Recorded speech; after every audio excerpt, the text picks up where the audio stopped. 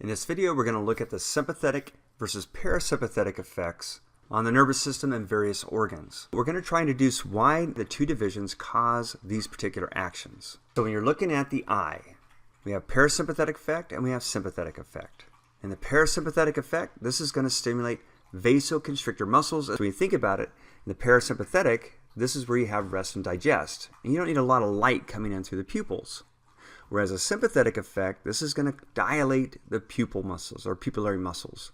And that's going to cause those pupils to dilate in order to get more light in the fight or flight response. If you look at each of these target organs and how the sympathetic and parasympathetic affect those organs, keeping in mind rest and digest and fight or flight, it'll help you to deduce what's happening at those organs. For example, in the salivary glands, since parasympathetic is rest and digestion, you're going to have more watery secretion, increased saliva production.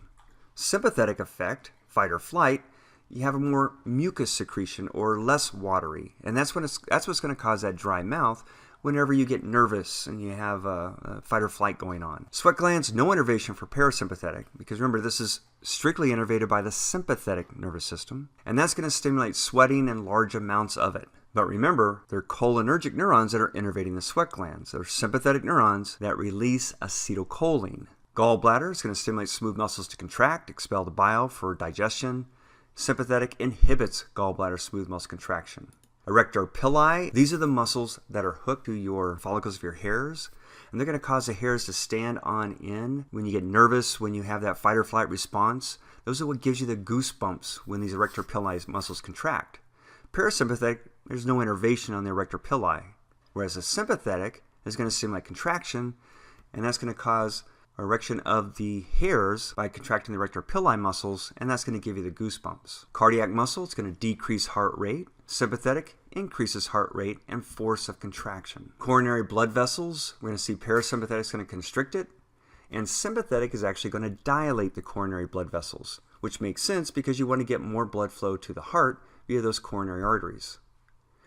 Urinary bladder, urethra, it's going to cause contraction of the bladder, urinary bladder smooth muscles, and it relaxes the urethral sphincter. Sympathetic relaxes smooth muscles of the bladder and constricts urethral sphincter. Lungs is going to cause contraction of the bronchioles by causing contraction of the smooth muscle that surround those terminal bronchioles, and it's going to dilate bronchioles for the sympathetic nervous system. Digestive organs, we're going to see parasympathetic is going to increase peristalsis, an enzyme and mucus secretion, whereas the sympathetic is going to decrease glandular secretion and muscular activity. On blood vessels, parasympathetic has very little effect, unless of course we're talking about the reproductive organs. In the sympathetic, it's going to constrict most blood vessels and increase blood pressure. The exception is that it dilates some blood vessels serving as skeletal muscles via cholinergic. Also, it's going to dilate those coronary smooth muscles. Kidneys, no innervation. With the parasympathetic, sympathetic is going to release the enzyme renin, which acts to increase blood pressure, details of which we're going to go over when we get to the kidneys. For parasympathetic, we're going to see it's going to vasodilate penile arteries for an erection in the penis. And in the sympathetic, it's going to cause smooth muscle contraction and ejaculation for the smooth muscles that are involved in that process. In the clitoris, we're going to see it's going to cause vasodilation and erection.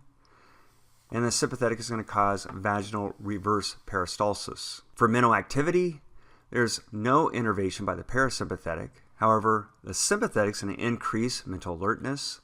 Cellular metabolism, no effect. Adipose tissue, no effect for the parasympathetic.